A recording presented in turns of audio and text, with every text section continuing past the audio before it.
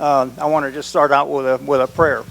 Dear Heavenly Father, I just ask that you empower me to be a mouthpiece for the information that you have revealed, Lord.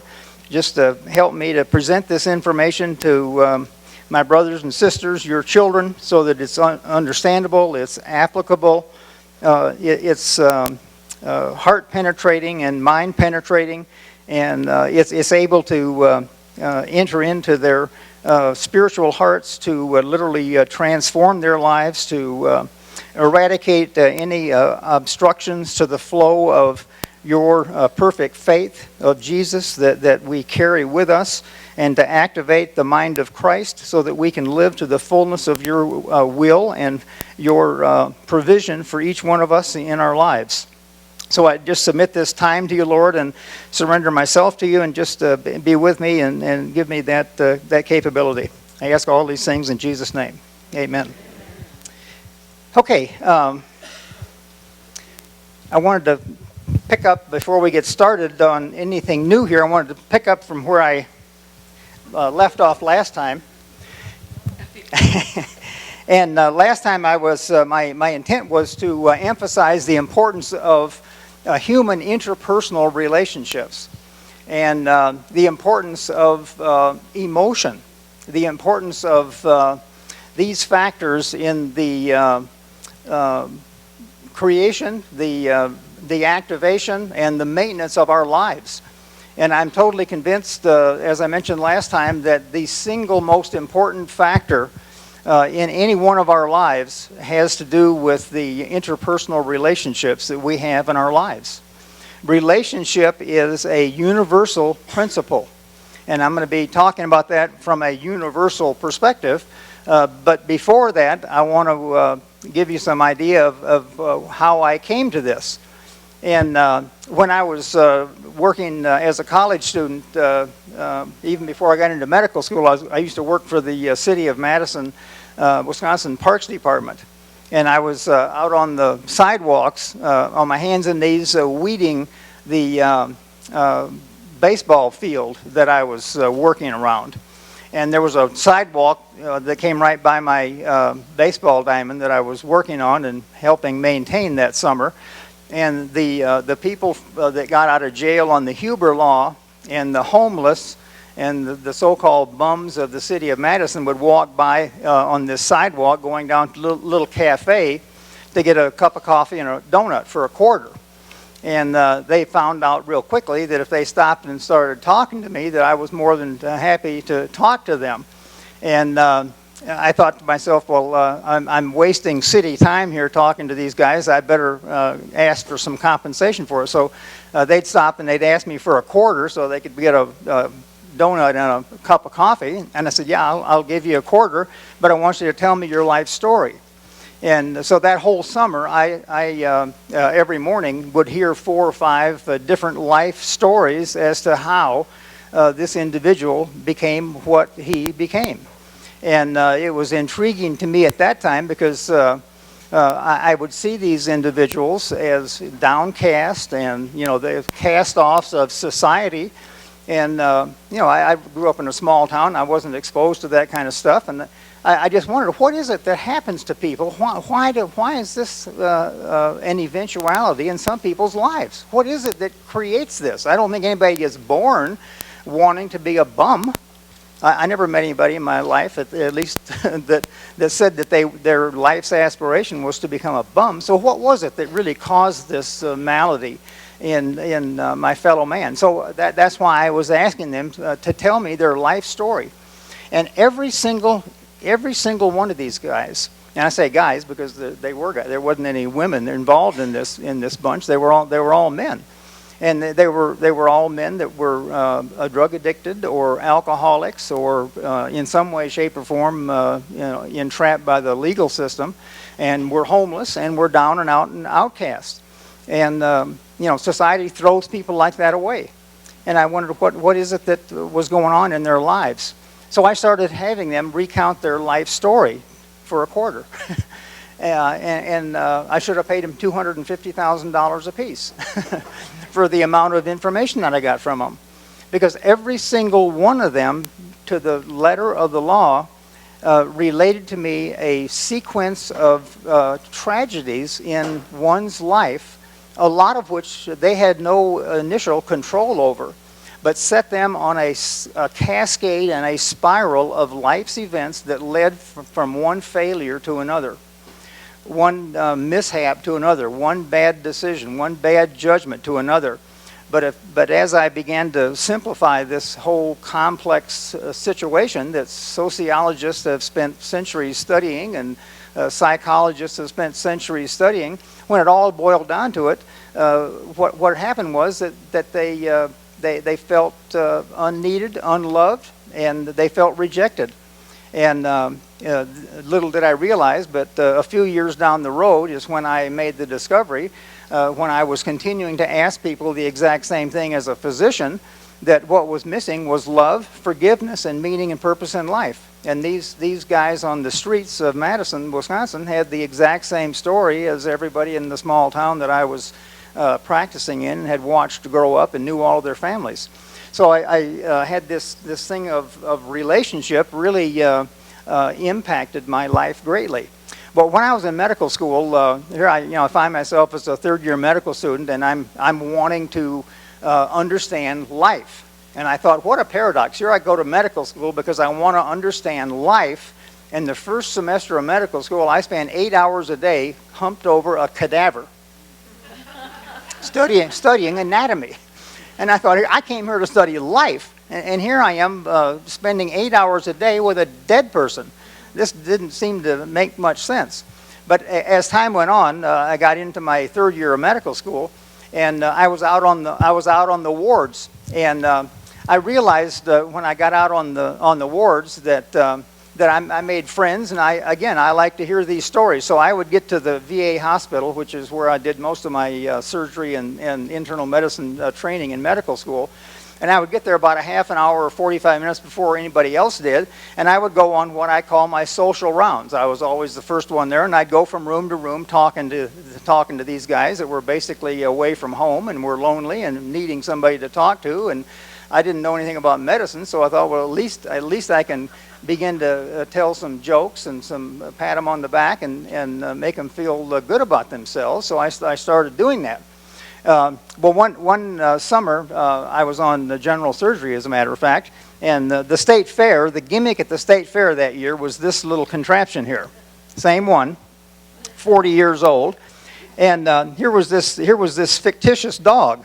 So I thought, man, those guys at the VA, they'll really love this. So I bought one and brought it home, and I couldn't wait to get to the VA hospital. So the next morning, I'm at the nurse's station, and I'm practicing going around like this. And every single person that came up to me said, Bishop, if you get caught with that in this medical school, you're history. I mean, you will get kicked out of here so fast it'll make your head swim. Now, I was standing in the VA hospital in Madison, Wisconsin. The name of the hospital is the William S. Middleton Memorial Hospital. He was still alive at the time, but they still called it the Memorial Hospital, William S. Middleton. Well, Dr. Middleton had been the dean of the medical school when my dad went to medical school, and he was the head of VA research for the entire United States of America during this period of time. He was 74 years old, had an office in the VA hospital, and he was a consummate teacher. He was the head of medical forces for the entire European theater of World War II. He was President Eisenhower's personal physician. I mean, this guy was God. I mean, at that time in my life, this was God in my eyes.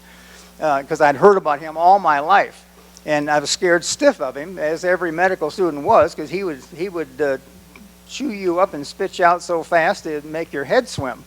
He was a military man, and he expected every medical student to answer to his military calling.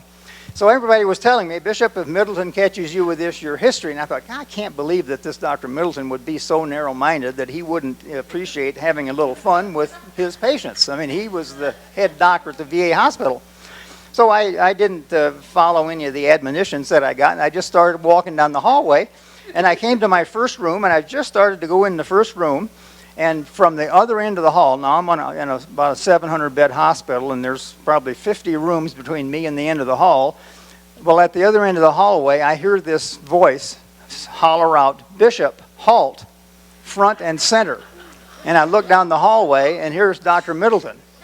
And he's marching down the hallway with his white coattails flying in the air, and he's got his eye on this dog. And I'm standing there, I'm just ready to walk into this room, and I'm thinking to myself, now, how in the world do I get out of this? I mean, there's no way that I can hide this thing. So I thought, well, I'm just going to do what I was going to do and give him the truth and go from there. So he walked up to me, and he looked down at this dog, and he looked at me, and he looked down at the dog, and I kept wagging the dog's tail, and he had a scowl on his face like, man, I'm going to be out of here in about 30 seconds. But I thought, well, I can't help that any. So I continued to give some action to my dog, and finally I thought, well, I got to break the ice here, and if I'm going to get kicked out of here, I might as well get kicked out for good reason. So I let my dog drift over to Dr. Middleton's leg.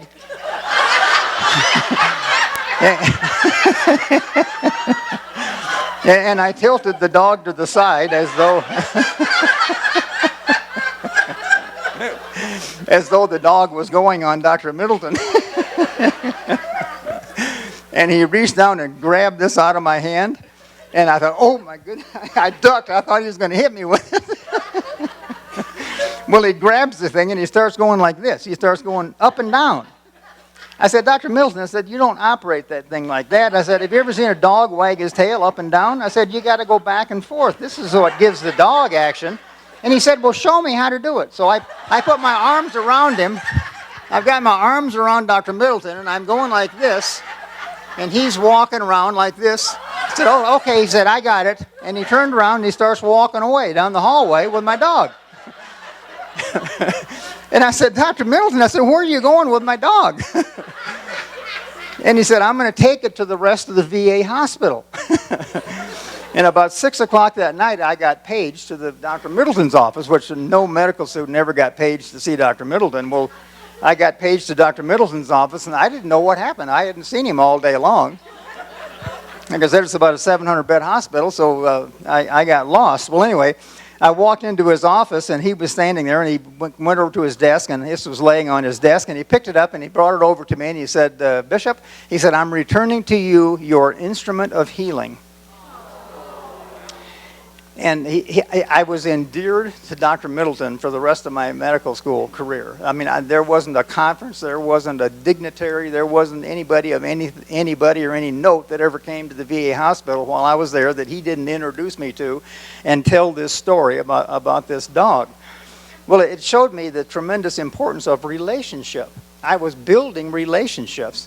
And it was funny, a few weeks later, I was on another ward, and I had been making my social rounds, and there was one guy in particular that took a liking to me, and he was a very lonely guy. It was about 600 miles away from home, and he would actually go from room to room with me. He wouldn't stay in his own room. He enjoyed this interaction, this interpersonal relationship. So he was always with me. Well, one morning, Dr. Middleton was there making rounds, and I was one of 8 medical students. There were 3 interns and 4 residents and 4 staff guys, and Dr. Middleton had this big crowd all around him giving a lecture in the middle of a big hallway on this ward. And we were all intently listening to Dr. Middleton give this medical lecture, and this little buddy patient of mine came walking up to the circle, right through the circle, right up to Dr. Middleton, and just stood there and just looked at him, just stared at him. And so finally Dr. Middleton broke his lecture and said, "Soldier," he said, "what can I do for you?" And this guy says, "I want to know who my doctor is." And Dr. Middleton puffed his chest up and said, "Well, I'm your doctor. I'm everybody's doctor in the VA hospital." And he was. That's the way he approached this. And he said, "Why, pray tell, do you ask?" And he said, "Because I want to change doctors." And when he said that, I thought, oh man, I'm a dead man. The one thing that you do, the cardinal sin to the God of our medical school was you never referred to yourself as a doctor when you weren't. And I thought, oh my goodness, if Dr. Middleton hears this. So anyway, Dr. Middleton said, "And who, pray tell, would you like your doctor to be?" And he looked at Dr. Middleton right square in the eye and he said, "I want Dr. Bishop." And Dr. Middleton just turned white. And so did I. And he looked the guy right in the square in the eye and says, "We have no Dr. Bishop in this institution." And he never made eye contact with me. He was too proud, too prideful a man to do that. But I thought to myself, here I was, the guy, 15, 20 people gathered around this eminent professor of medicine. I knew least about medicine of anybody in the entire crowd. And here's this specimen of humanity, this dear man that I had befriended, and he came up and he chose me to be his doctor over the eminent god of our medical school, Dr. Middleton, all based on one thing. I loved him. I cared for him. And he knew that I cared for him, and that was more important to him than all the medical esoteric knowledge in the universe. So it was my launching pad to realize the phenomenal importance of relationship. And as I went through these years, I began to notice that people that I was laughing with and joking with, and to be honest with you, faith hadn't even entered my radar screen at the time. I actually started studying the physiology of humor because I was telling these guys jokes. And most of them weren't the kind of jokes that you'd tell in this church. We were in a VA hospital. So I was telling jokes that being one of 6 boys in a family, would be telling a bunch of old rounders. But it was the humor that had this tremendous effect. When I began to study the physiology of humor, it led me into realizing that, hey, there's another element to mankind that is extremely powerful. And it's not humor. It happens to be faith. And it was my crossover from studying humor to looking into faith that actually led me to seek out God and to develop my relationship with Christ. It was all in that sequence of events. So here was this significant impact in my own life and knowledge about the tremendous importance of relationship. And this is 40 years ago. This is far before anybody in medicine or science was talking about relationships or anything like that at all. And I saw the tremendous importance of it. Well, then once I got that information and knowledge of relationship, that's when I began to wonder, well, what is at the basis of all human disease?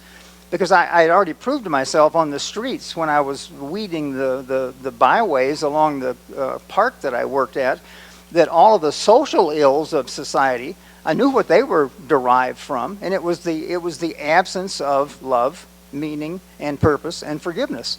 So what about physical illnesses? What about other types of illnesses? And after I became a Christian, it was actually within 2 weeks of after accepting Christ myself, that I was wondering to myself, I wonder what I'm supposed to do with this information. I mean, this was phenomenal information to me. I mean, I couldn't believe the life-transforming effect that it had on me. It was, the switches went off, genes were changed, DNA was altered, the molecular structure of proteins changed. I mean, there was a phenomenal change. And I wonder, what are you supposed to do with something like that? And, I knew very few Christians, not to mention anybody in medicine had anything to do with Christianity. Well, then I had this guy come into the emergency room one night. It was in the middle of December. He was found on the highway intoxicated and in a heap by the state police. They brought him into our emergency room, and I checked the guy all out and didn't come up with any major afflictions to his illness or anything. But he was intoxicated. He was a great big 6'5", vile, stunk like BO, cigarettes and vodka.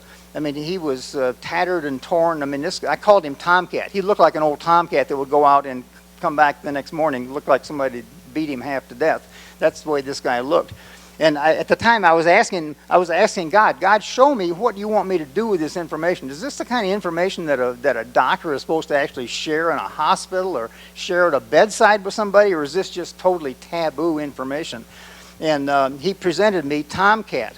Well, Tomcat was so vile and so vulgar that my first thought was, I'm going to get this guy out of here as soon as I get him cleared medically. So I did. I got him cleared medically, and I called the state police back, and they came, and they were loading Tomcat in the car, and I was standing in the ER with the door open, and Tomcat was just ready to put his head down to get into the back of the police car and be taken off to jail to sleep off his stupor. And he stood up and looked me right square in the eye and pointed his finger at me, and he said, "If you don't help me, who will?" And I thought, holy mackerel, how in the world can I know that I have just been given the greatest gift that mankind could ever have bestowed upon him? And how could anybody be faced with an individual who says, "If you don't help me, who will?" And I'm thinking, this tomcat, who will? Who in the world's going to take time to spend talking to this guy? Because there's nothing to be gained by it. So, but when he said that, I thought, man, this is my calling. I said, wait a minute. Told the policeman to bring him back in the hospital. I put him in the hospital, took him through DTs and alcohol and drug withdrawal. And over a period of a week that I had him in the hospital, he went through every major medical complication due to alcohol withdrawal and drug addiction. There's a 25% mortality rate associated with these medical conditions he was under. So he was critically ill. And took him through all of that stuff. And at the end of it, I thought to myself, I'm going to find out what in the world is it that makes this guy tick. Because here was a guy that was had our social worker at the hospital check this guy out while he was going through all this medical stuff. And he was in the ICU and monitored and the whole shooting match. And as I was taking care of him, the social worker checked him out, and sure enough, he'd been in prison for 18 years for attempted murder, was an alcoholic, was a drug addict. His listed profession was a male prostitute. I mean, this guy had a rap sheet a mile long. Every social service agency in the counties knew who this guy was and everything. And he was who he said he was. Well, when he came out of all of this stupor and stuff, I went in. It was a Sunday afternoon, and I was on call in the hospital, and I was over there seeing another patient. So I went into Tomcat's room, and so I've got some extra time here, so I'm going to pull up a chair. And I sat down and closed the door, and I said, "Tomcat," I said, I told him, what he'd been through over the preceding week, that he was fortunate that he made it through all these medical complications. But I said, I'm really interested to know, what is it that makes you tick? Why did Tomcat become who you are? What is it that went on in your life that led you to be what you are? Now, you have to appreciate that here I'm sitting there in this town, my hometown. I was motivated to come back to my hometown because I needed to have a note of approval and love from my own mother and dad. I wanted to be good. I wanted to be worthwhile. I wanted to have recognition that they approved of me. I needed that for my life at the time. We've gone through all this education and all these other things that going through, but that was my underlying motive. I'd come to realize that at that time. And so I knew that accomplishing that, and I did, I accomplished all of that.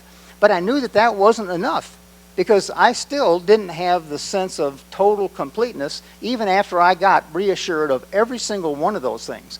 Now, if you read psychology and psychiatry textbooks and textbooks on human interpersonal development, they'll all say that that is the primary cause.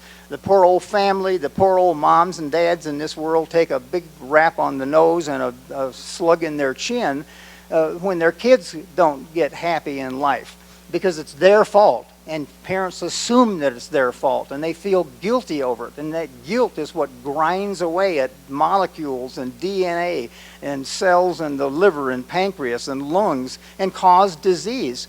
Well, I wondered, I had accomplished all that. I had it made, but that still wasn't enough. We need to have just exactly what I said. We need to have the approval. We need to have the love. We need to have the sense of acceptance, all of that. But not from our earthly fathers. It's not enough.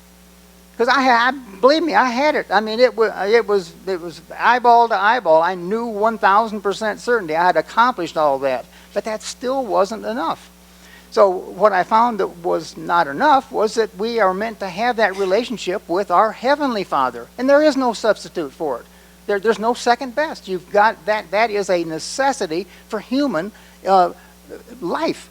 We have to establish that relationship. So here I'm sitting here and asking Tomcat, what is it that motivates you to become a derelict, is what I was asking him. And so I put the question to him. I said, Tom, if you knew with 3 minutes from this moment right here, you're going to drop dead of a heart attack, what is it that you're going to have to do in the next 3 minutes so the moment you die a totally successful, well-suited human being? You have no regrets. What is it you have to accomplish? And when I said that, he buried. He'd never shown any emotional involvement or attachment to me or anything that I could talk to for this whole time that I had this relationship with him. Well, he buried his head in his hands and he started weeping like a baby. And he looked up with tears coming out of his eyes and he said, you know, this lifestyle is literally rotting my brains out. And I said, yeah, you're right. It's rotting everything else out too, your liver and your lungs and all of the rest of the stuff I itemized. But I said, what is it that you'd have to do to feel fully accomplished in 3 minutes? What would you do? And he continued to weep and sob, and he said, I'd have to go home and have my mother and dad put their arms around me and tell me that they love me. Now, here was a guy that was 48 years old and the dredges of society, and his motivation in life was absolutely no different than Mark Bishop's motivation in life. He needed the exact same thing. And believe me, he was dressed in different clothes than I was. I was sitting there in my nice white starched doctor uniform and prestige and a name and a title and all that stuff. Absolutely no different. Absolutely no different. The commonality of human beings is that we all have the exact same needs. So I shared with Tom. I said, Tom, you know, you can go back to your mother and dad. And of course, he related to me the story of how he parted from his mother and dad. And he was literally trying to become what his dad had become, who was a criminal. And that's what he did. He thought he would get approval from his dad if he became the same thing his dad came. And I thought, well, that's sure common. That rings a bell. That's the exact same thing I did. Fortunately, my dad wasn't a criminal. He was a doctor. I could have just as well been a criminal because the motivation was the exact same thing. Well, finally, after getting to the end of this story with Tomcat, he looked at me and I said, Tom, I said, that's not going to be enough. I've already accomplished that, and that was not enough for me. There's something even more profound that you're looking for, and you don't even know what it is you're looking for, but you're looking for a relationship with God. And the only way you're going to establish that relationship is by developing a relationship with His Son, Jesus Christ. And I told him the gospel and asked him if he wanted it, and he said, absolutely, I do. And he got down on his knees and he asked Christ into his life that afternoon in the hospital. Well, everybody in the hospital was mocking me because I did that afternoon. He wanted $45 to get a bus ticket to go to Minneapolis to see his mother and dad. It was near Christmas time, and he wanted to make reconciliation with them and tell them about his life's conversion. So I gave him $45. I said, this is a loan. I'm not giving it to you. It's a loan. And everybody in the hospital was laughing about how he scammed me, that I'll never see that $45 again. And I thought, well, you know, maybe I have been scammed, but I'm just going to put this out as a fleece. And if I get that $45 back, I'll know that God was behind this, and I know that this was no happen chance circumstance in my life. This was a direct directive from God. And about 3 weeks after he had been discharged from the hospital, I got an envelope back in the mail from Minneapolis with Tomcat's writing on the front of it, and he was sending me back the $45 that I loaned him to go back and make amends with his mother and dad. But the importance is the commonality that we all have as human beings for what it is that we need. We all need the relationship with God, fundamental and foundationally, and then we need to take that basis of that relationship and convert that to relationships with other human beings. And it has to fulfill love, it has to fulfill forgiveness, and it has to fulfill meaning and purpose in life. Those things. So, that being said, now I want to go on and talk about the actual structure of the universe, the way that God intends to put all this together. You know, God, when He is creating the universe, His number one thing in His mind, if I may be so presumptuous as to put myself in God's position, but He wanted to develop an organism that He could develop a relationship with. Remember, the universal principle is relationship in this universe. Look at protons and electrons. Look at atoms and nuclei. Look at cells and tissues. Look at organs and systems. Look at systems and life forms. Look at plants and animals. Every single thing that is involved in a relationship. Every single thing at the structure of the universe is involved in a relationship. So God is in the process of creating this phenomenal universe, and He wants to develop an organism with His mind and with His spirit that He can relate to. So he develops mankind. Well, how does He go about doing that? So in Genesis 1:1, in the beginning God created the heaven and the earth. And the earth was without form and void, and darkness was upon the face of the deep. So there was no light. It was dark. And the darkness was on the face of the deep. So what else was there? Was water. There's no light, there's darkness, and there's water on the face of the waters. And the Spirit of God moved upon the face of the waters, and God said, "Let there be light," and there was light. And following the creation story down, then he begins to develop life forms. He spoke the universe into existence with his word. He spoke that word into the water, into the deep. The Spirit is hovering over the water, and that creates a water that contains information. The information comes from his word, and then he creates light. It's the light that energizes the water and facilitates the information that's injected into the world. And then following the word, water, and light, is the creation of life. And then he creates humanity. And we're made in his likeness and in his image. So how does all this relate? You mean to tell me that this whole universe that is around us, has its origin with a word, with word? I mean, how can that be? How can you get anything out of plain old water, H2O? I mean, we live in a complex environment. We live in a complex universe. How in the world can water have that tremendous role? And then there was light. There was light from the sun.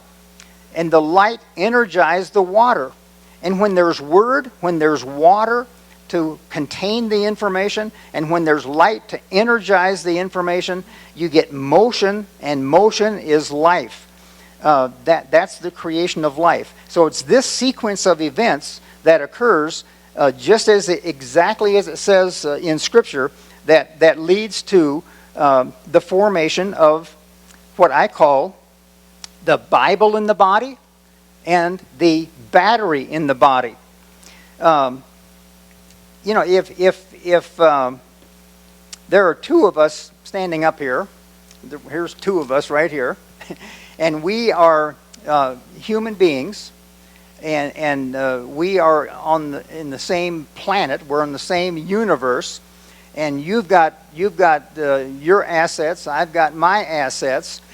How is it that a relationship is necessary so that these assets can be shared? Because it's been known, science has known that if you put two cells, just two living cells, you take a petri dish here with one cell and a petri dish over here with another cell, and measure every parameter you want to measure in those cells, and you'll come up with a list and a quantitative aspect of what's going on in that life. If you put those two cells together in the form of a relationship, the sum total of everything that goes on in those two cells is greater than the sum total of the two as individuals. So there's something about relationship that magnifies. It multiplies. It's not addition, it's a multiplication factor. But how does that happen when you have two entities? Those two entities have to develop some form of communication. If there's no form of communication, then there's no asset to having more than one. But there has to be some form of communication. That's part of the relationship that God has set up. So how in the world is it that we relate? How do human beings relate to one another? In its simplest form, the way we relate to one another is by our word. We relate by what our words are. Our words are vibratory frequencies that we exhale out into the universe, and those words carry energy and power to it. And when you extrapolate everything in the universe back down to its simplest form, Everything in the universe is in a state of vibratory frequency. Now that sounds new agey, and that sounds heretical a few years ago, but I think people are beginning to accept science and quantum physics and all of that, and we all know that, yes, every single thing in the universe has a vibratory frequency to it. Well, how does that all work?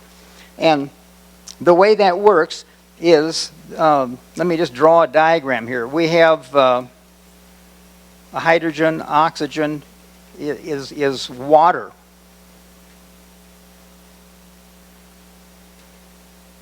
So here's water, plain old water. Well, plain old water, in and of itself, without any outside source of energy added to it, doesn't have the same quality to it as when light is created. When God created light, all of a sudden these water molecules, they're still water, they're still H2O, but these water molecules took on a different structure. And this has just recently been discovered in science, and it's called the fourth phase of water. It's a molecular structure of water where water becomes polarized. The hydrogen ions have a positive effect, and the oxygen has a negative. So all of a sudden now this water becomes literally polarized. When you have the polarization of water, you have a separation of charges. So in a beaker filled with water, the way the water molecules line up is that you'll have a bunch of negative water molecules here, and you have a bunch of positive water molecules here. Does anybody know what it's called when you have a charge separation like this, and you take a wire and you connect these charges? What happens is that the negative charges flow out through this conductive wire to try to get over here to make this more negative. This becomes more positive, this becomes more negative. This is a battery. It's the exact same thing as a Duracell battery. A Duracell battery is the flow of electrons from a high negative concentration to a lower negative concentration, a positive concentration. And when you have the flow of the electrons, this is a universal law put into effect by God to create motion and to create energy. Energy is anything that has an effect on matter. So when this water was overlooked by the Spirit of God, the Spirit of God injected information into this water. And we know now that this polarized water, which has a number of different names, exclusion zone water, structured water, there's a number of scientific terms for it, but this water literally has the capacity to hold on to information. This water can hold information. It can also move information because you've got the flow of electrons. What is it that's causing this computer to work, or these lights to work? It's the flow of electrons. It's electricity. That's what's causing every single thing in this room right here to be activated, is the flow of electrons. If you take creation all the way back to its simplest form, with God injecting information into the water, followed by light, which energizes the water. And this was discovered by Albert Einstein in the photoelectric effect. When water is exposed to sunlight, the photons from the sunlight hit the water and activate electrons in the water. And those electrons being activated begin to move. And that's the motion of life. That's how life originates, is through that motion of electron moving from one place to another. The reason that this light goes on when you flip that switch back there is that if the switch is off, the electrons stop at the switch. If you turn the switch on, the electrons flow from the switch to the light, and the light comes on. The exact same thing that God set up in the original creation of the universe is this battery. And every single tissue in the human body operates on this principle.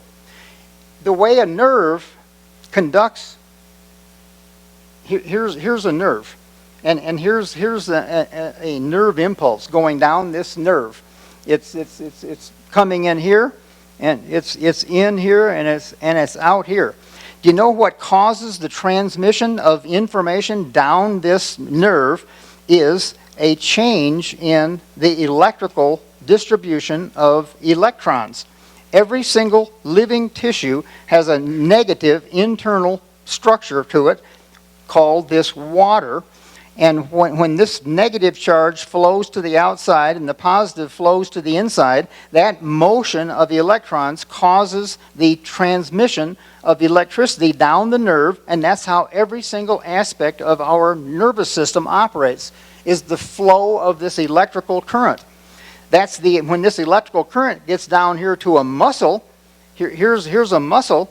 When that muscle gets stimulated by this electrical current from the nerve, the same thing happens in a muscle cell. The muscle cell gets activated by the electrical charge, and you've got electrons flowing in and out of the muscle cell, and the muscle contracts.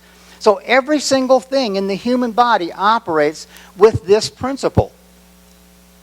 And that principle was present and set into motion at the instant of creation. It's the exact same thing that Genesis talks about in this first chapter. When God injected His Word into the universe, that injected the information into the universe.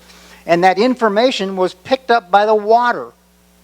And that water contained the information that God injected into it.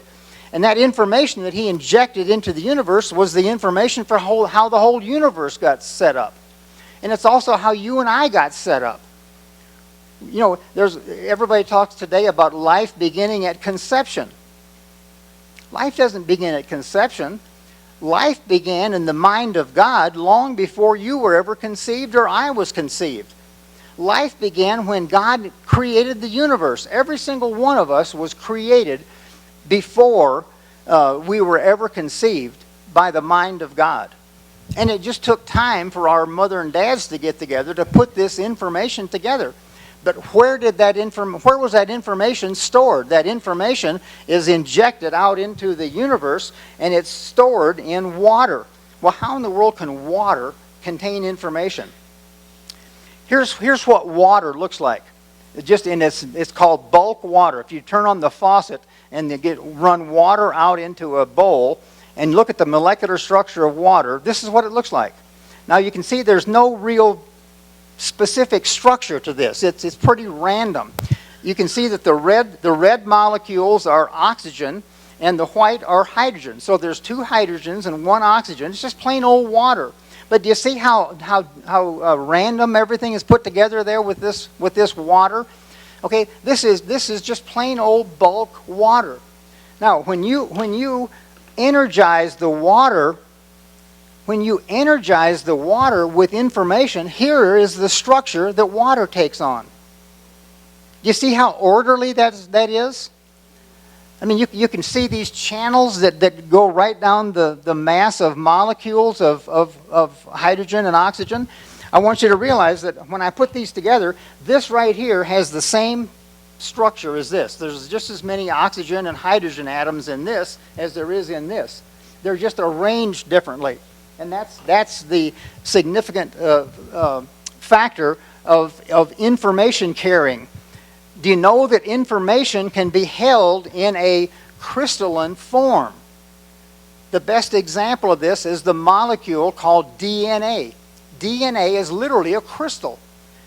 This is crystalline water. That's what one of the leading researchers in the world on this is calling this is crystalline water. And water can carry information. And it carries it in this well-organized structure, and there can be a particle of information in the center of this channel here, and it can go up and down this conduit, traveling from water molecule to water molecule in the human body. And we know that this form of information transfer in the human body is faster than nerves, it's faster than muscles, it's faster than you can see. In fact, it's instantaneous. This is the mechanism by which God's Spirit works in the human body. It works through water. That's why water is so critically important. And that's why when scientists are looking for life on all other planets and every place under the sun, what they're basically looking for is the presence of water. Because every scientist knows you can't have life without water. You've got to have it. But they don't know why. We know why. Because God has injected His information into water. So we carry this information throughout our body in this water. Well, the actual Bible for the body, this is a replica of DNA. This is our genetic code. We all have 23 chromosomes from our mother, 23 from our father. We got 46 chromosomes. This molecular structure of DNA carries all the information that God has injected in the universe about you. It's in there. Every cell in your body, 50 trillion cells in your body, contains this information, and it's 100% of this information from the Bible is in this molecule right here. Did you ever wonder why you know the difference between right and wrong?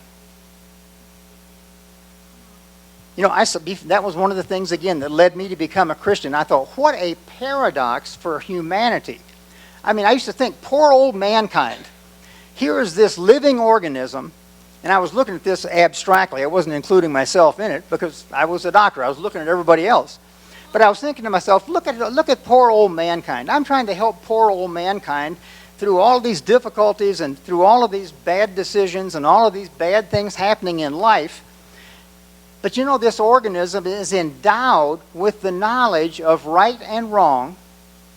But here's the paradox. In the presence of the nature to do that which is wrong. We're sitting ducks.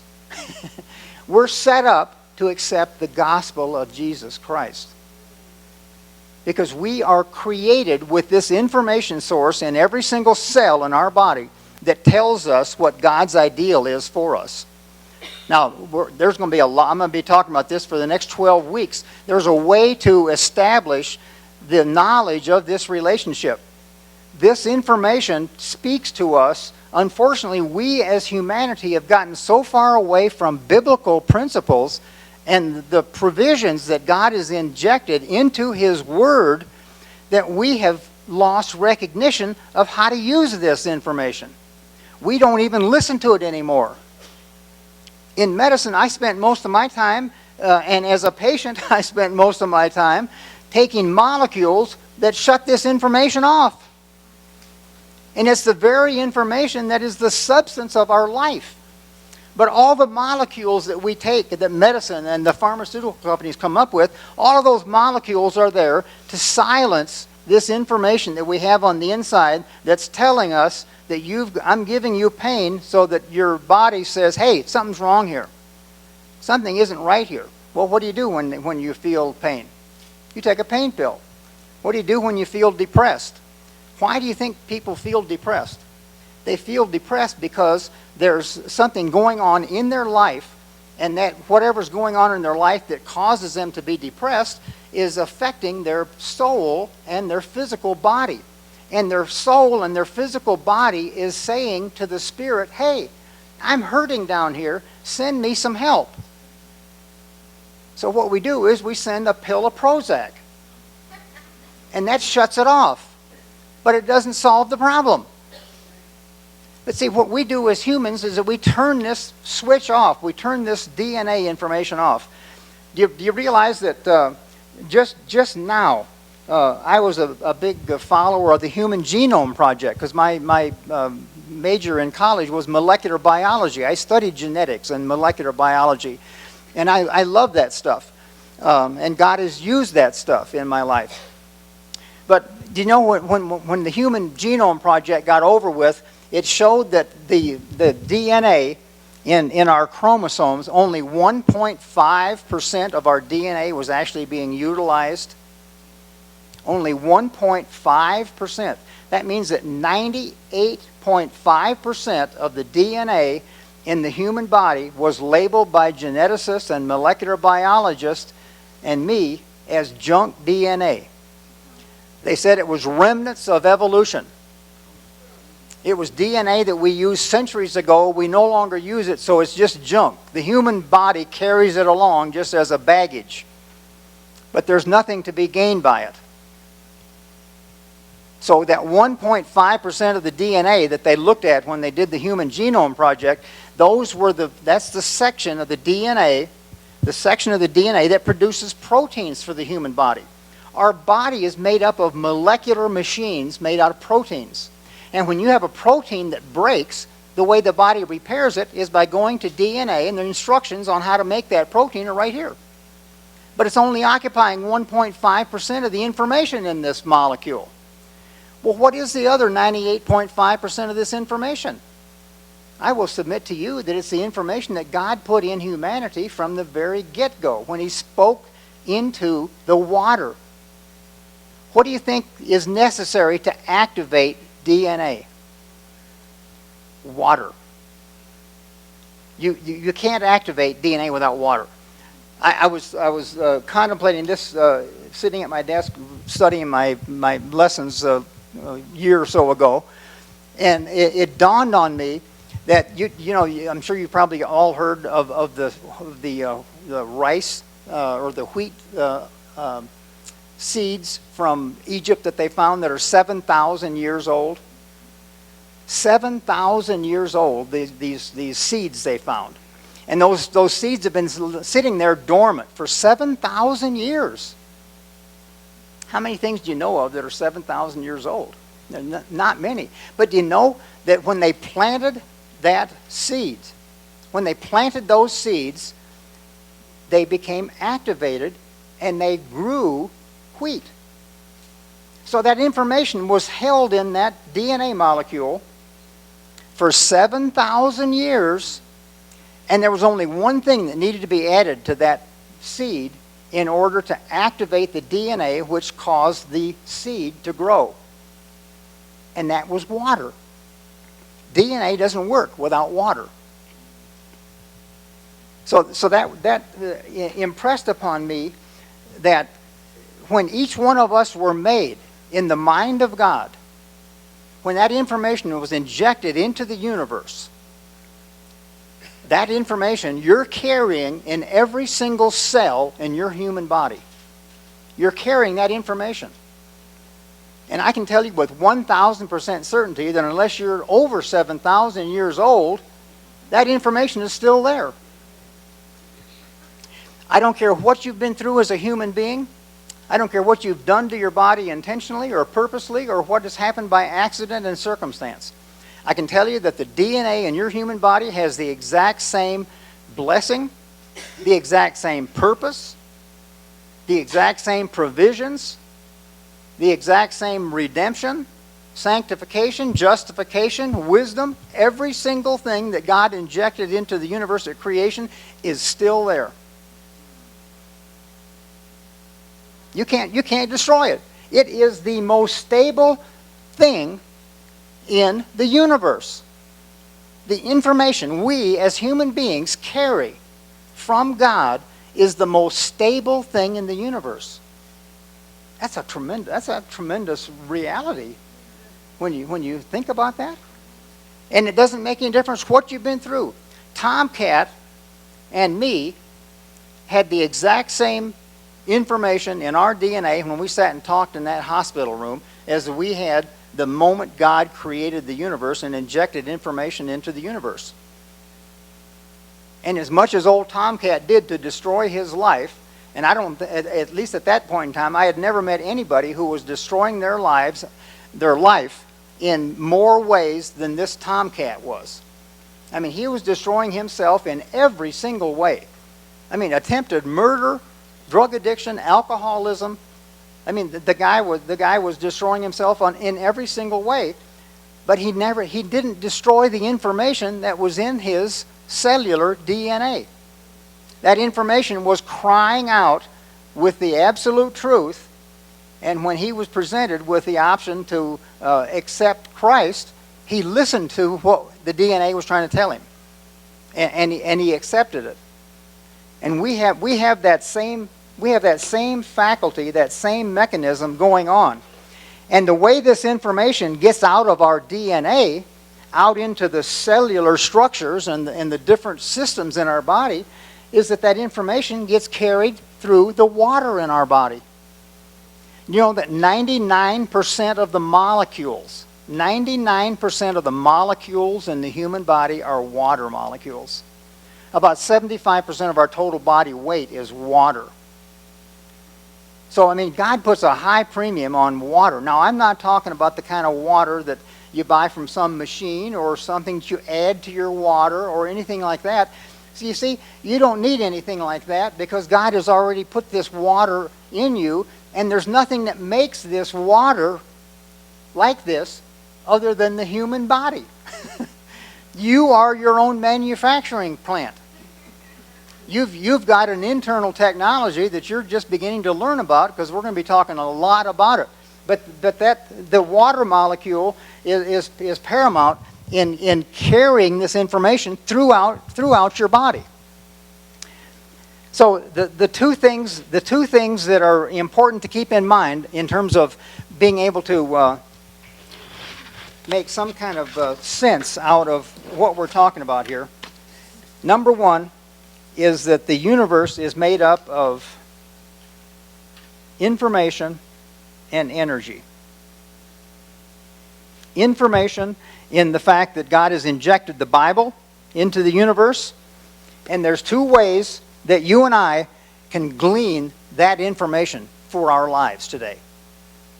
One way is this. We have God's Word in a written form, a language, a form that we can all read. So this is one way that we can incorporate this into our lives. But the phenomenal thing is that even in the absence of this, every single human being is walking around with a Bible in their body. And that Bible in their body is that DNA structure. And it's in every single cell of the human body.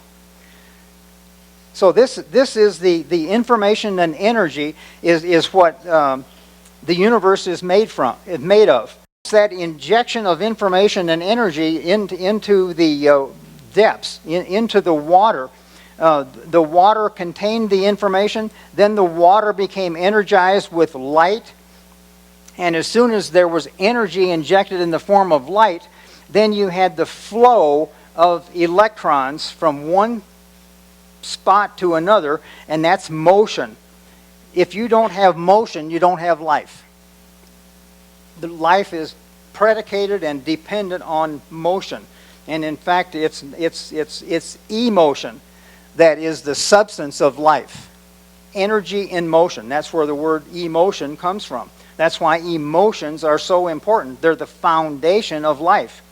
The other thing I want you to keep in mind is that this is a diagram of the say this is the universe can't be constrained to a circle, but just for our purposes tonight, say the whole universe is right here. Everything in the universe is contained in this circle right here.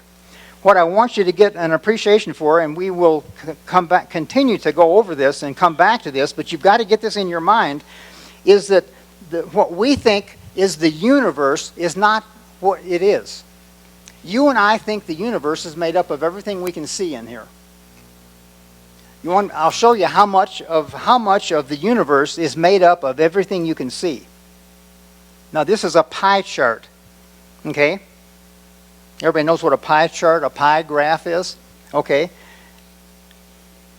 99.9% of the universe is empty.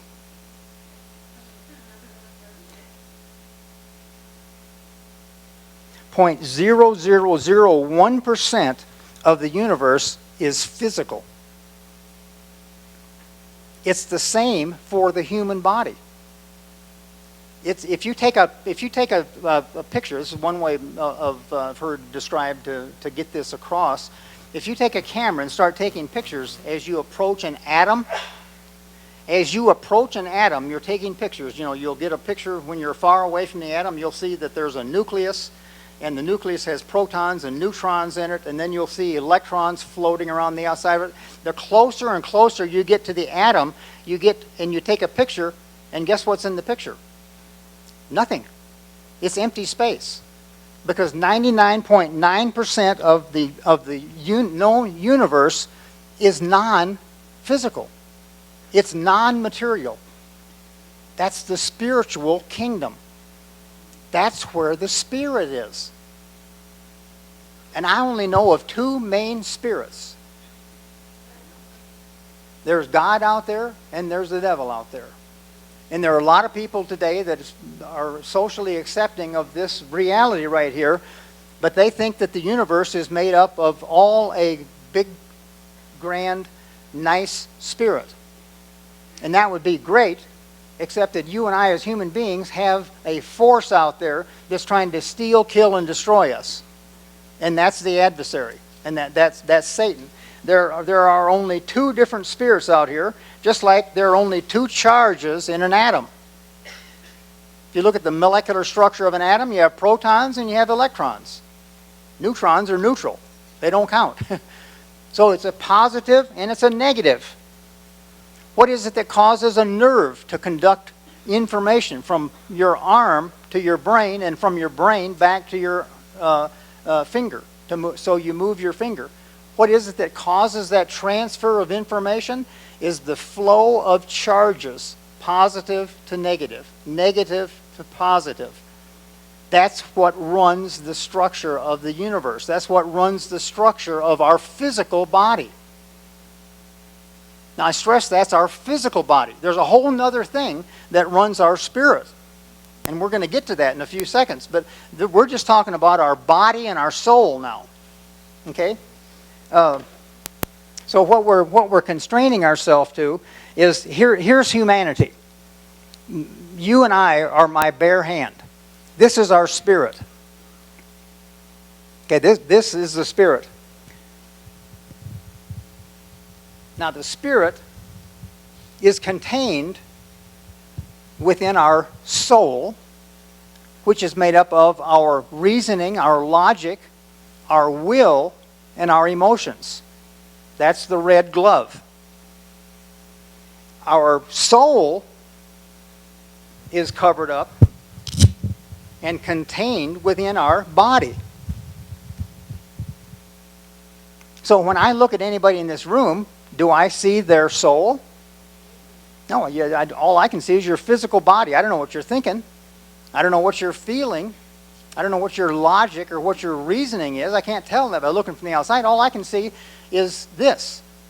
And what I'm saying is that 99.9% of you and I are made up of this stuff. That's the spirit. This doesn't change. See, I've taken off the soul and I've taken off the body. Is my hand the same? It's the exact same thing. And I will submit to you that God has told us in His Word that if I find myself in life with a red soul and a blue body,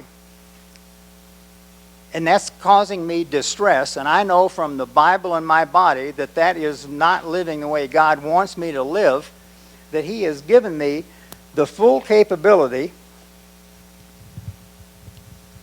of changing my soul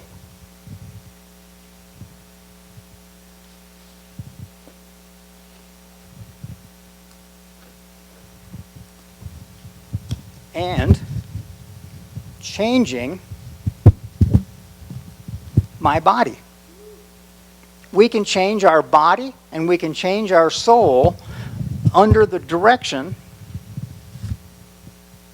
it's always the same, of the Spirit. This is the culminating aspect of what God has injected into the universe. Now, science has told us for the last 400 years that you're born with this right here on the inside of your body in the form of your central information structure called DNA, and that once you're born, that you can't change your DNA. In other words, it's a done deal. Now, I can't tell you how much consternation this caused me as a human being. I mean, there's no way I can even, it made me sick. In fact, I think it made me have a heart attack because I was at enmity with God. I kept saying to myself, why would God create humanity, this phenomenal organism that we are? Why would he create that? And when we're destined to become something that we've had no element of control in determining or deciding. You are what your genes tell you you are. Now, there's probably not a person in this room that would raise their hand when I say how many people believe that. But do you know that it has affected every single life in this room right here? Because that's what the world believes. That's what you were educated with. That's what your parents lived that way. They pass that information on to you. Our universities, our colleges, our churches, our preachers, everybody talks about determinism. You are determined to be what you're going to be by your genes. Now that is exceedingly unfair. You don't know how many times I've looked at the Bible in Romans 12:2, where it says that you can renew your mind, knowing full well that science has told me for 400 years that the human brain is the only organ in the body that can't reproduce itself and can't regenerate itself. Well, if you can't regenerate your brain, how do you renew your mind? You can't. And I'm sitting there day in and day out talking to people who, it's the third time they've had a DWI. It's the third time they've beat their wife. It's the third time they've had surgery for recurrent cancer. It's the fourth time they've had electroconvulsive shock therapy. And all of this stuff going on in their lives, and they all have been told, and they all believe that they're a product of their genes. And I'm believing it. But in my depth of my heart, I thought, this cannot be. This isn't even consistent with anywhere near what God is capable of in terms of loving mankind. What loving father would predetermine that their child get leukemia? It just didn't make any sense to me. Okay, when it talks about the renewing of the mind is one major obstacle. The second one was you become an entirely new creation. 2 Corinthians 5:17. You're a completely new creation when you become a born-again Christian. Now, if you can't change the information source that controls every single cell in your body, how can you become a new creation? You can't. And God and I, we wrestled over this. I mean, I hollered and swore and kicked and scratched and everything else over this with my God. I'm not kidding you. I mean, this just killed me. Why, God, would I be sitting here trying to help this poor humanity, and you've got it built into the universe that this poor person cannot change their life because they're constrained to be what they're going to be by their genes? You know what misery that causes? That belief causes? That belief is the greatest cause of these clamps that obstruct the flow of faith in our lives. It's that belief. And I know, as I'm standing here, that there wouldn't be a person here that would admit that you have that belief. And in your conscious mind, you would be absolutely right. In your conscious mind, you know better than that today. But I'm telling you, there's another brain in your head called the subconscious brain, and that's where your beliefs and your attitudes are, and that's what you carry from all the information that you've been given by your family, your neighborhood, your first grade teacher, your second grade teacher, your high school teacher, your college.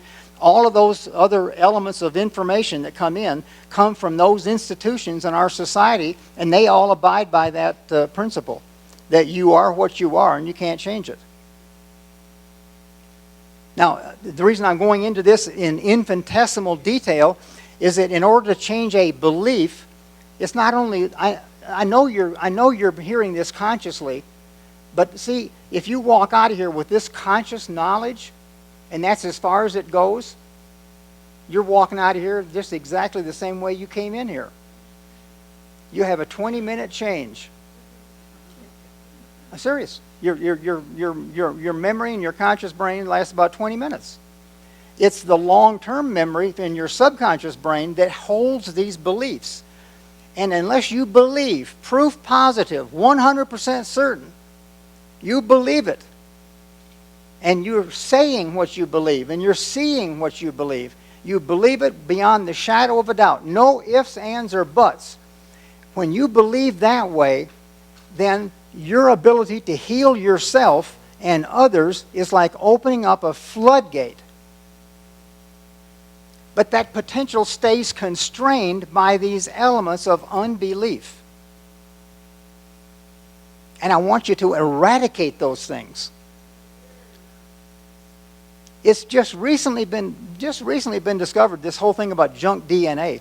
You know, they've taken this junk DNA and they're just beginning to research this. This is just as we speak, just 2 years is all that molecular biology has actually been focusing on this. They have already concluded that there are over 400 diseases of mankind are controlled by the genes that they're finding in this junk DNA. It's been there all along, but nobody looked at it. We only find things when we're looking for them. If you don't believe them, you're not going to find them. So 400 diseases. Now it's known that every single gene that you have in your body, you know, when they first started the Human Genome Project, the biologists and people of science said that there's 150 to 200,000 genes in the human genome that controls every single thing about human life. 150 to 200,000 genes.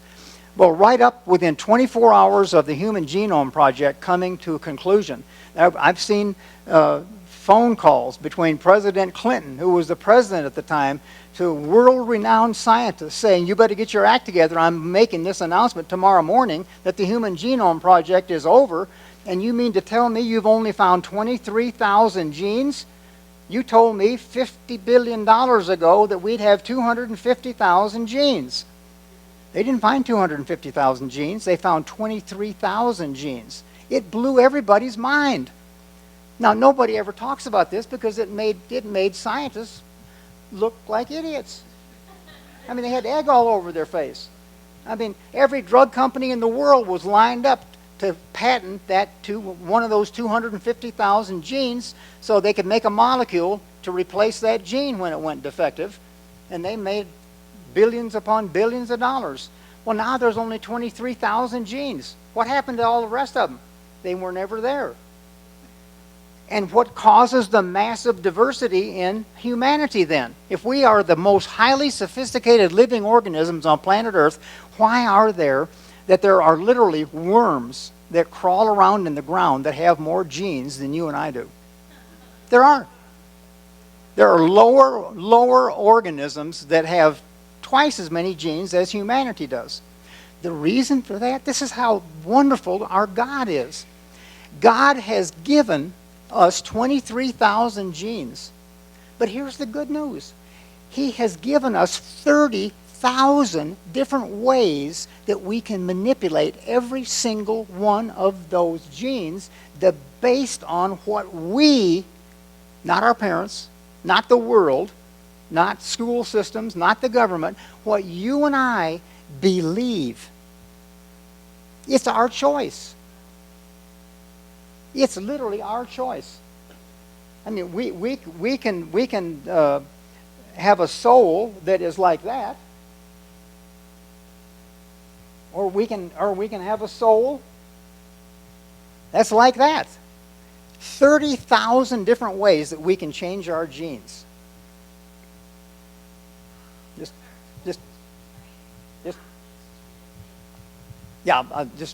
a minute. So 30,000 different ways that we can literally control every single one of our genes. Now, that means that mankind has a tremendous amount of diversity, a tremendous amount of change that we can implement in our lives based on what we believe.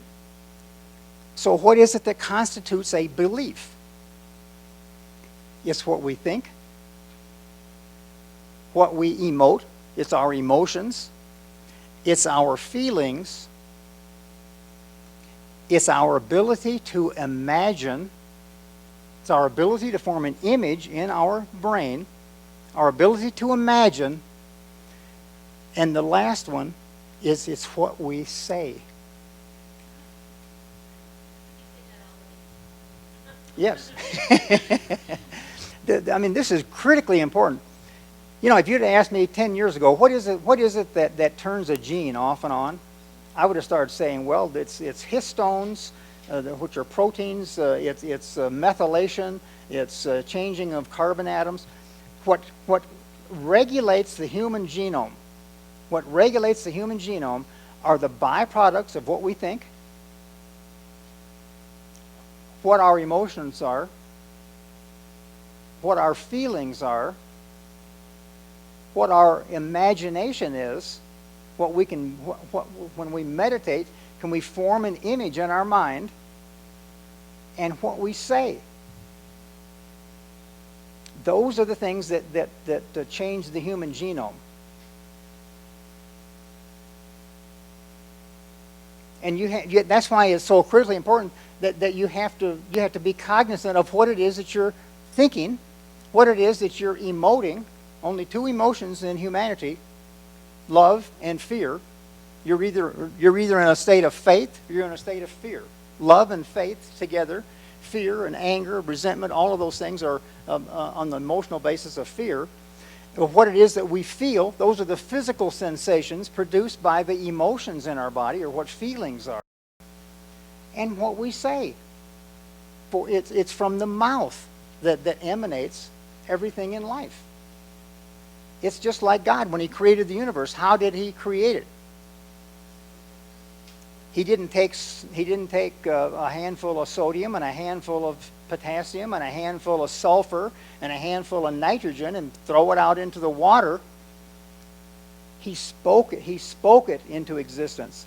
The vibratory frequency of His word carries life and creation with it. And we are made in His image and His likeness, and we can do the exact same thing. We are those creators. Now I'm going to take a break here, and I'm going to come back, and I'm going to give you some examples. I want to have you see some of this of what I'm talking about. I want to show you some examples with some YouTube videos of the importance of what you say, what you think, what you feel, what you emote, and what you imagine. Those are the ways that you control your life. We have the full capability. Christ talked about it, the kingdom of God, the kingdom of heaven. Where did He say it was? It's within. And what is He going to do for us? He did. He gave us the keys to the kingdom. We have a state of internal technology today that we've totally relegated it to junk DNA. We've totally forgot about it. What I'm saying is that, if I came up to you 10 years ago and I would have handed you this cell phone, what would you have done with it? I know little about electronics, but I've been told that this little cell phone has more computing power to it than all the computers that sent the man to the moon and brought him back again. But if you don't know how to run this cell phone, if you haven't been taught how to run this cell phone, all of this technology in the world doesn't do any good. And I don't know about you, but I found myself in life realizing that I was still using a telephone that I was speaking to the operator. I remember my first telephone number when I was a kid. 62. Boy, was life simple back then.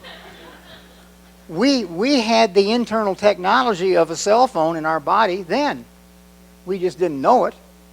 Do you know that when Jesus walked the face of the earth, we had every single thing that's necessary to form electricity? We had every single thing was built into the universe to form the wireless internet when Jesus walked the planet Earth. The only thing we didn't have was understanding and knowledge. And the history of humanity is God is continually and progressively revealing Himself to us, and He's blowing our minds today. So I'll come back and we'll show some pictures of that, and I'll continue. So just take a break. Thank you.